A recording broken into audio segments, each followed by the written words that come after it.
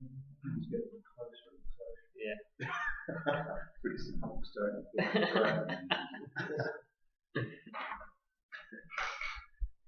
Alright.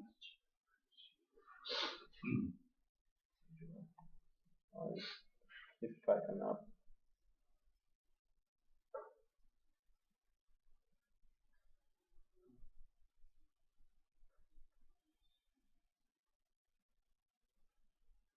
Oh.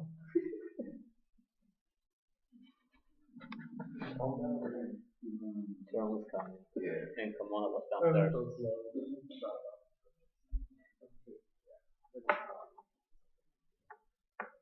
About She was downstairs. downstairs too. What's her group?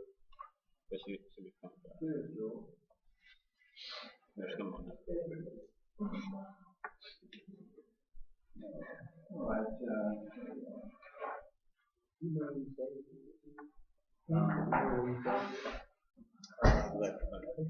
I'm looking at the work we did last time. Any new questions come up with regard to how you work? I'm having a little trouble organizing a work plan, like a work plan, and they're talking about the SMART model. But basically, it's talking about like long-term goals, short-term goals, and trying to figure out how do I set that up into kind of like a schedule. It's a work plan, basically a schedule, but having to I don't know what would be a good goal, like a long-term goal to set. Are we doing it for the semester, or you said we're doing it for the entire, until the deadline? Right. Well, you definitely need a work plan for this semester. And I think while it will be a little more fluid and flexible, I think you'll also want to be looking at what are you trying to get done this term, what are you looking to get done next term. Obviously, paying next term's work on the calendar, that can come later. So the nearer things are to you, the more organized and precise you should be with your work plan. And I'm not familiar with the models that were mentioned. So I'll say this about the models. They may just be wonderful, useful, and all that stuff, but they also could be asking you to do things that are not in sync with how you got to live this semester. Mm-hmm. So to me, the work plan is a simple thing. First of all, you've got, you're trying to get some sense of what your whole thesis is in terms of the table of contents. Those are the labels under which you're committing to do work and to write and to produce. Then the next thing is, what of those things do you want to get done this term? And maybe part of that question is, what are those things do you want to get done this term in, let's say, close to final form? And what are the things that you want to get done this term in draft form? And maybe there's a third flavor, the things you want to have addressed this term and have underway, but you don't have your arms around yet. So maybe there's three flavors of completion for each task. And then it's a matter of sitting down and going, okay, now I've got this introduction right. White's put a list on the board that says good introductions have these things. So then it's a matter of really educated guesswork. What is it going to take to get that done? Do you have it under your control? It's a matter of you just sitting down and writing. You do some stuff first, in order to write. What's the nature of the task to get that checked off? And then how much time do you need? And I know that's an educated guess too.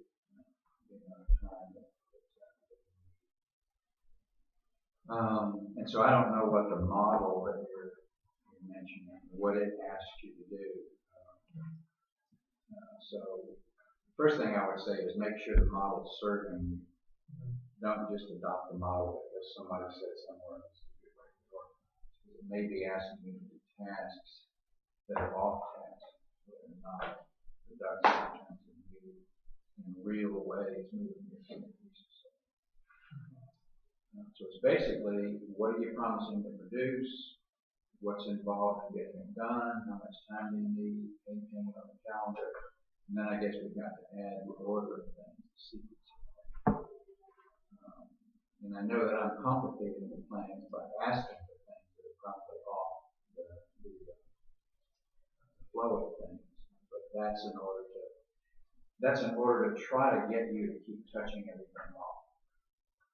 And so it could be that your work plan is more of a linear thing. Maybe it is, maybe it isn't. But my asking for pieces is going to keep multiple pieces coming in front of you fairly frequently. That's one of my goals. So I don't know whether I'm talking around your question or whether I'm speaking to it.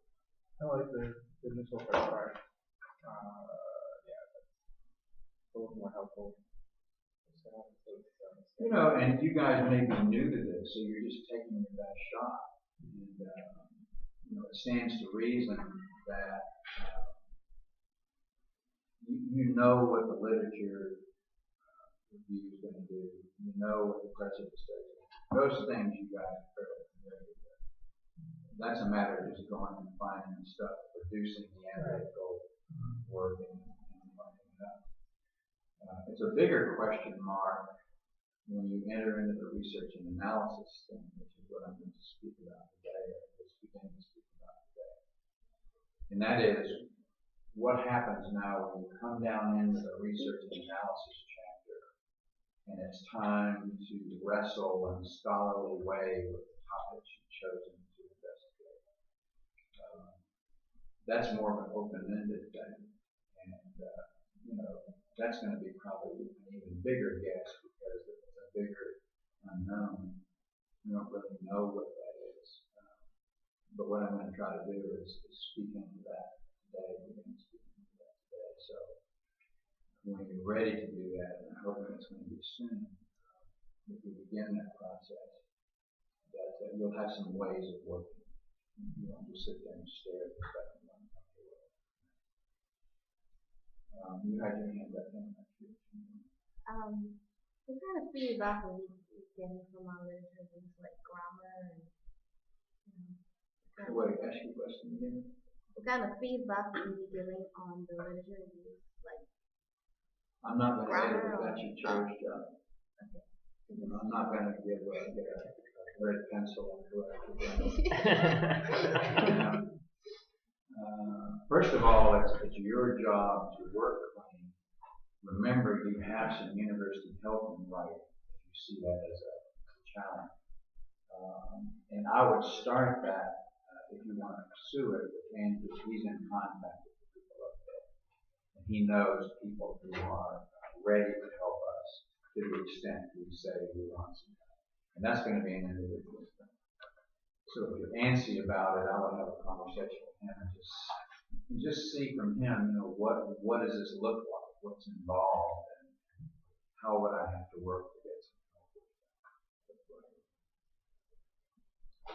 Yeah, your writing clarity and all that stuff, that's got to be there, particularly as you begin to ramp this up. Your chair is going to be the main editor of your thesis. Typically, the other committee members are less fine-grained in terms of how they engage with product. And I know that there's variation among faculty, even within the chair category, in terms of how attentive they are.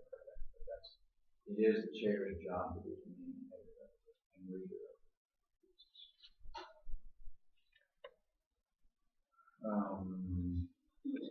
So what other questions do you run into?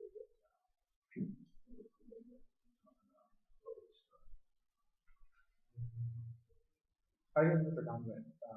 I found that the more research that I do, I kind of want to change my psychology. I guess the philosophy of surrealism kind of lends itself to, I guess, a more invasive type of building like a building type than a word to be like I guess a folly. So I'm still thinking about what I would. I think my precedence would probably be like the last thing I do after I've gathered more research. And it's simple, like you said, having to find precedents, like what they are prescribed of, yeah. When you say you're thinking of changing typology, Well, as far as surrealism is concerned, it has a lot to do with juxtaposition and distant realities, merging those together to try to create this image. It's kind of like a motor experiential quality to it. So I think about like addition, how things can be applied to buildings that already existed, and that's kind of like two distant realities. Something that's I guess soft and organic, and those something that's hard and static. And I think that's all this kind of juxtaposed, something more along the lines of like Daniel Lee's and traditions, or even Hades pyramid, how that became the entrance to the roof. So that's kind of where. so when you say typology, you're talking about your eventual application. Right. You're thinking it might be interesting to take on the issue of a surrealism generated object that has to attach to an existing building. Right. Yeah. I think that's an interesting way to pose the question rather than here's what surrealism tends to beget in terms of form, where you may be doing a surrealist generated scheme on a blank site with a blank check. You're saying what happens when this has to come up against issues of respect and fit and connectivity and those kinds of things. Are you settling on any existing building yet that you think this thing might attach to? But that's what you're saying you're going to do. Right. Yeah. So I'm looking around. Let's see. No, I think it's absolutely fair and appropriate as you move through this to see new little twists and angles of shift and those kinds of things. So you do want to be attentive to your mind as it serves up. What about this? What about that? Those kinds of things. And that kind of tinkering and adjusting as you go through is part of the thesis refinement. So don't think of those changes as retreats or somehow problems. They're good things because you're getting clear what it is you want to do and why you want to do it. That's always a good thing. Speaking of which, I want you guys a week from today to give me your updated set of things you're using as your maps. Give me your latest title, your latest table of contents, your latest thesis process diagram, your latest work plan, your latest abstract. Those things. My guess is what tends to happen is if you don't take the time to keep going back and updating those things, you have new realizations and the thesis, and it is maybe true you're clear how you're proceeding, but your map's out of date. And so this is going to be the next iteration of the thesis map, and I want you to keep each submission as a packet, because the series of map packets that I'm asking for is a legitimate thing to be in your appendix when your report's all done. Because what it is, it's a record of refinement of what you're doing. It's a record of changes of mind. It's a record of shifts in approach. And that's part of what I pitched to you guys a couple of classes back, which has to do with working clean. Always having, maybe every couple of weeks, every 2 or 3 weeks, an updated map that has these components in it for navigating this. And it's not a bad thing to march into your committee meeting with people. So is the latest version of what this is about. Because they're all useful. So shoot to have that to me next Wednesday. And, as you proceed through the term, if you have pieces that are due in your view because of your work plan, turn those in if you want feedback on them. That's going to be kind of a piecemeal, student by student thing. So if you happen to be working on something and it hasn't been something I've been calling for, but it's something that you've been working to finish, at least to draft up, and you want some feedback on it. I know that you presumably cycling that through your chair, but turn that into me too, so that I can sense and see how you're progressing and the kinds of things you're beginning to produce in draft form. The other thing I want to recommend you do, but I'm not going to make an assignment with stuff you have to give me. I think it would be worth some time down in the library, if you haven't done it already, just sit in front of the thesis shelf, wherever those things are, I don't even know where to keep them today, and just pull them off and look at not just the way documents have been produced, but especially try to find theses that are maybe in the neighborhood of what you're working on. Look at how they're organized, look at how they handle their titles and their graphics and how they presented their final design, what the nature of their conclusions were. You've got a lot of shoulders down there you can stand on. And I know it takes time to kind of scan through them because maybe many of them are not going to be particularly relevant. But if you can find 2 or 3 that are relevant, I think you're running ahead. And my guess is you will find something if you invest some time down there and look for it. Those are people that have gone before, they've lived this already. That's the outcome of what they produced. Why not take a look at those? So that's all prologue stuff. Any questions about the updated map that we did today or looking at these reports? All right, what I want to do now is move into what I mentioned a minute ago, which is we'll call them the pressure points in the thesis. So I'm going to try to start back a few steps from what I really want to address and establish the context for it. And then we'll move forward, and we'll go as long as we have time to go, and when we run out of time, we'll quit. So if there's going to be a name for what I'm going to say here, let's say it's ways of working.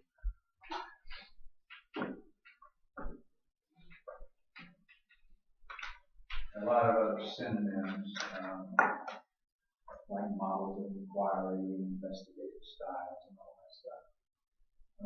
But this is as good a time as any for the big overarching topic that I want to move into now. So I want to start by putting the big thesis chunks up. Everybody's going to have an introduction. Everybody's going to have some research and analysis.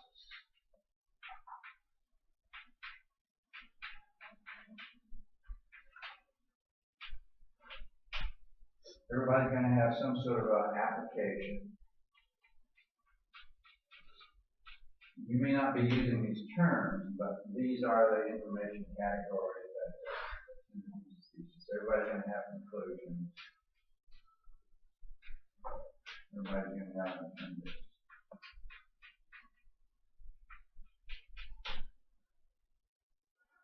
In research and analysis, the way I put this on the little handout I gave you guys, we split that into prep and the analysis itself. And we said prep was literature search or literature review and the precedent study.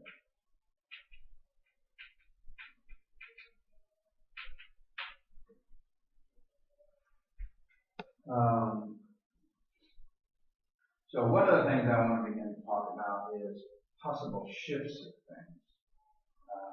I'm walking a tightrope between, on the one hand, needing to say things and teach and show up with organized material. On the other hand, trying not to have that way of working for my part corral all you guys into a single converged way of working. So I keep saying you've got freedom to organize this the way you want based upon the particulars of your topic and the way you work. And at the same time, these general bodies of information tend to need to be treated somehow in pieces. So let's talk about some possible shifts. The literature review, for example, that could be in the introduction. It could be a category, maybe near the end of the introduction. It also could be its own chapter. And if it's its own chapter, it's probably happening right after the introduction. Literature review, I think it would be silly for it to happen late in the report because it's you saying these were my main sources. This is the information that I've immersed myself in, primarily that has shaped my thesis. I think that's got to happen up front somewhere. And so it can be a component of the introduction, it can be its own chapter, or it can be an early part of research and analysis. That's an example of this flexibility that we're talking about. The precedent study can be here. It can be an aspect of your application. In other words, because it tends to be looking at physical form manifestations of ideas, you can either leave it here as prep for research and analysis. You can say, I don't even want to even address it until I'm into my project. So it would be a component of the application. Or it could be a chapter, its own chapter. Let's do the same thing here in the application. Or its own chapter before the application. So that's a legitimate place for it to sit. It's also legitimate for it to be one of your first sub-contents of the application. And it's also legitimate for it to be here. So we're really talking now about the particulars of some of this flexibility that we've been discussing. But I mentioned the word a minute ago, the word is pressure points. The analysis and the application are probably the heaviest duty aspects of your thesis. In other words, your main work is going to be here and here. This is the scholarship.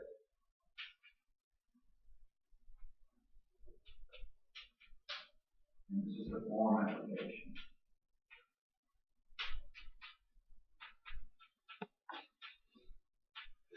Of the scholarship. Now these ideas we talked about before, so they should be new. But what I'm doing is I'm starting my treatment of ways of working with looking at this map and using this prologue as a way to visit again this notion of flexibility.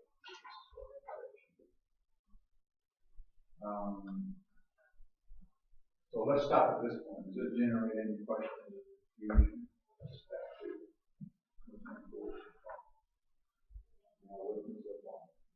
Okay, so what we're going to do now is we're going to concentrate on this. Everything I do from now on is going to be concentrated on this analysis, which is a single, innocent, sounding word. But that's where your main imprint on the thesis is with respect to scholarship, investigation, your own thinking, your own contribution to the thesis is going to mainly be there. And this is your main contribution to the thesis in terms of translating that whatever those findings are, translating that into some sort of formal expression, whether it's building, sculpture, furniture, studies, alternatives, whatever form we decide this must be expressed in. So let's push into analysis now, and that's where this ways of working is. Now we're going to talk about ways of working here. Create some more rooms for the results.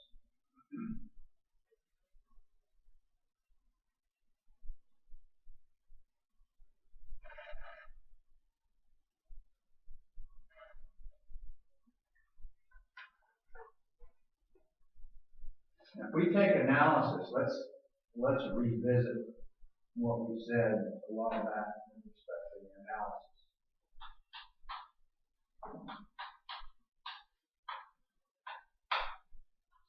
If you recall, we said the analysis begins with your main thesis topics.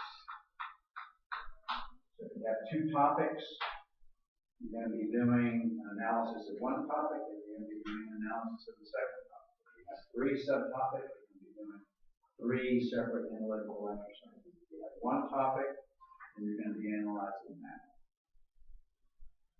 So first thing is, what are your topics? And then for each topic, you're looking at things like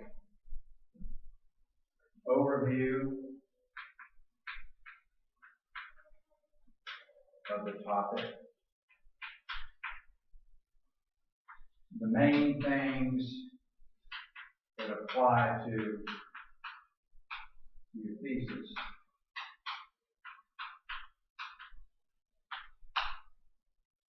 extracted principles,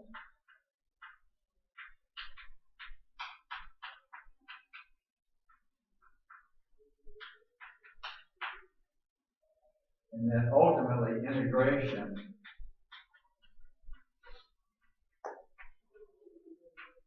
with the other topics.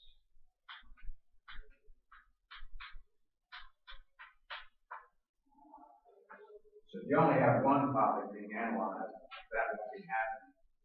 If you've got two topics, after you've done your analysis of this topic, you want to spend some time seeing how the two analyses might be brought together into some holistic understanding or set of principles.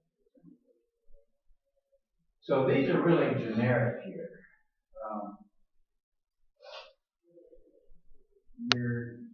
You're walking around the whole thing. Here you're identifying what within it applies to the thesis, and then here you're using that to distill usable principles that you're going to carry forward. And so they're innocent sounding terms, but they don't say what you're going to actually do or how you're going to do it. And that's really what I want to move into here. So let's add one more thing. Let's say there's also translation exercise.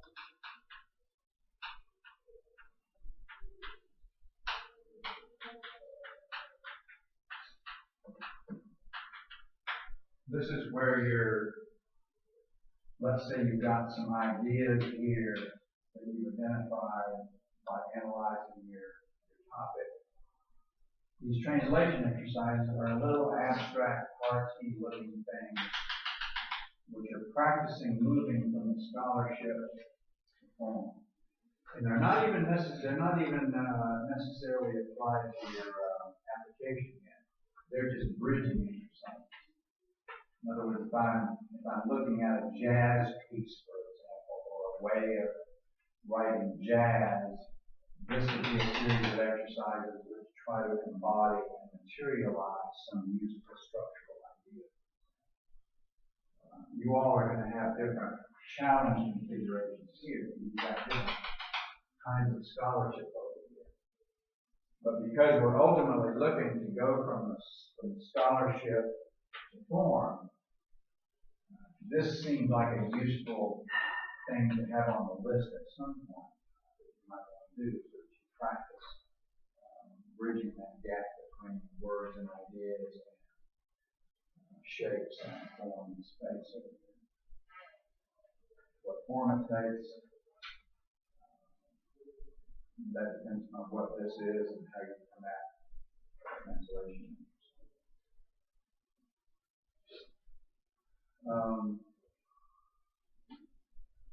So this tends to be lifted. Lifted in the sense that you're largely borrowing it from your sources. And let's say back here you've got your literature review. Plus you've got your other sources.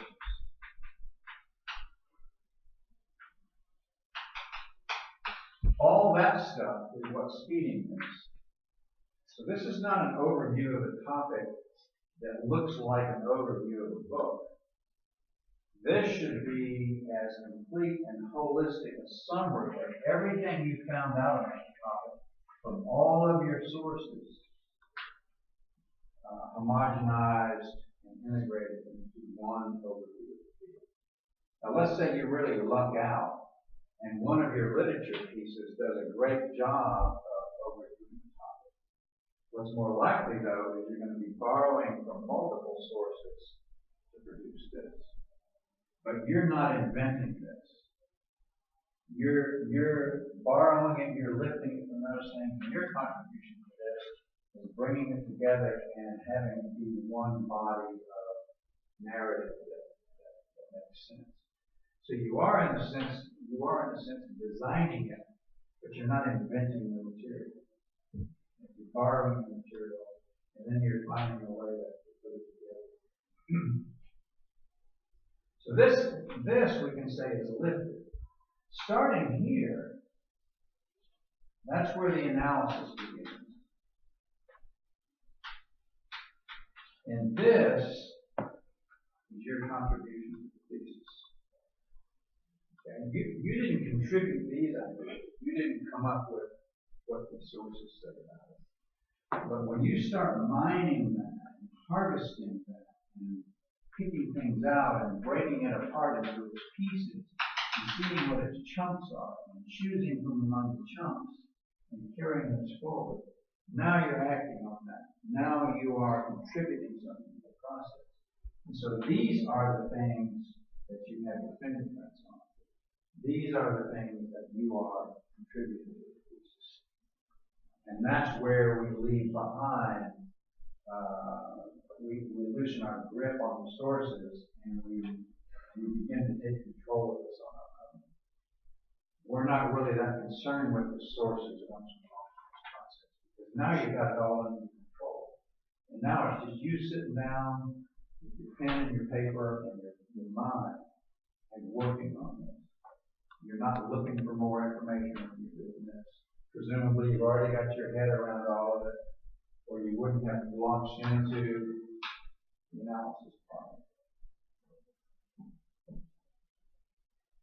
Is it best to find a literature if you gather other information before after the analysis?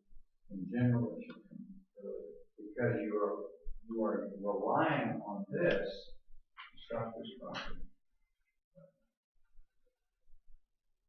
Now, so it's best to do all the literature, gather the information that has not been, so that you don't wait too long to start doing that. Because I look at it very difficult. While probably something you have to do and do before you get it right. right. Let me qualify that with one proviso. You may already have been experienced and had prior exposure and thinking about a topic. In which case, you can start writing your ideas about this even before you finish your research. So you don't have to pretend that you're a blank slate and you know nothing until you read those things. It's okay to take a crack at this in rough form, even while you're still doing that. So you don't have to wait until all your reading is done. Even while you're doing this, you're probably still going to be, I think you should still be looking for sources. So it would be just like a list of things that you're going to elaborate on.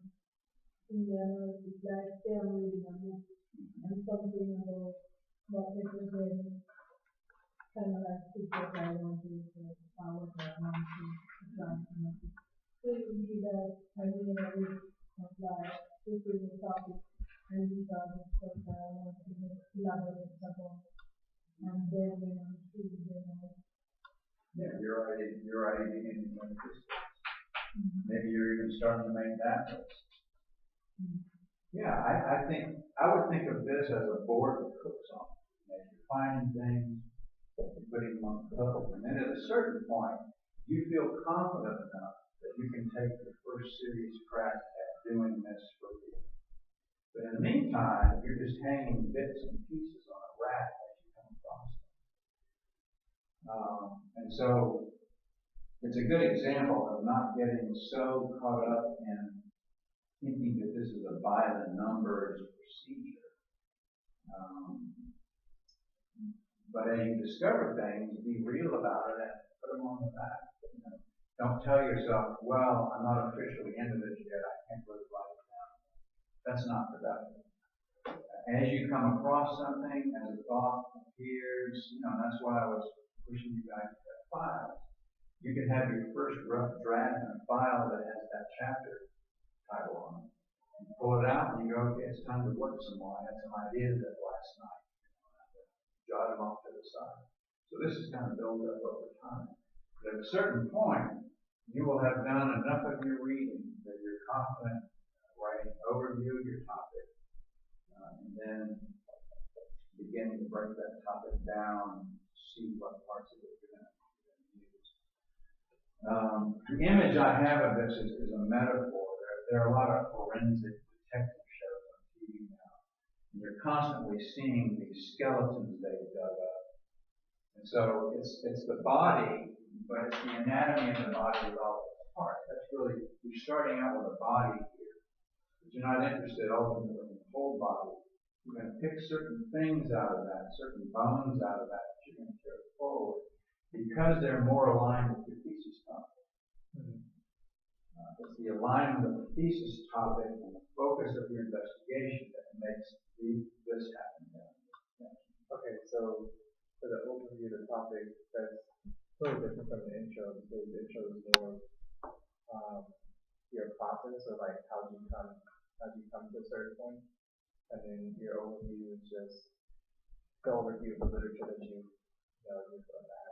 Is that what it is? If you're going to treat any of this in the introduction, it would be much briefer than what's going to happen. This is going to be your most elaborate treatment of your thesis topic.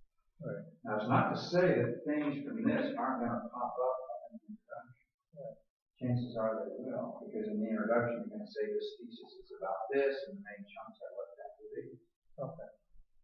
It's also going to probably pop up in an even briefer form in your abstract. The abstract is a condensed introduction. Okay. So when you say overview of the topic, like, what does that entail? Like, you just separate, okay, here's the topic, and you just list the general ideas or principles, because I know you said we're like extracting principles that relate to our topic. Is that after the overview?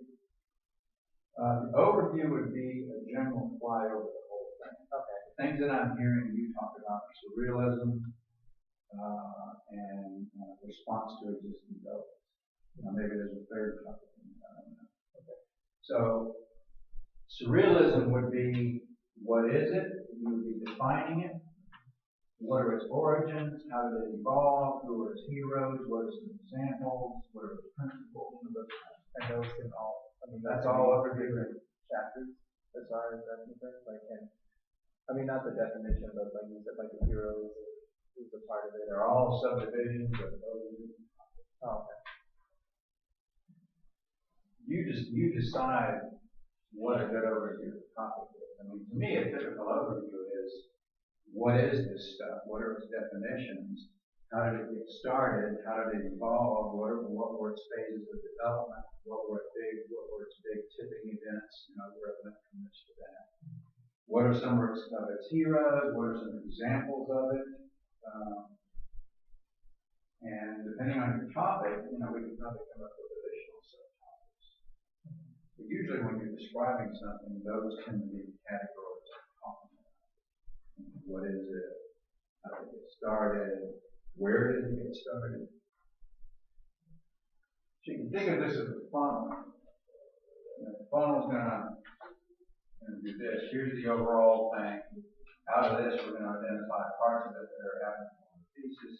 Out of that, we're going to identify principles. Out of that, we're going to apply them, transformation exercises, and then ultimately we're going to integrate that with other ones. That's the way to graphically depict this.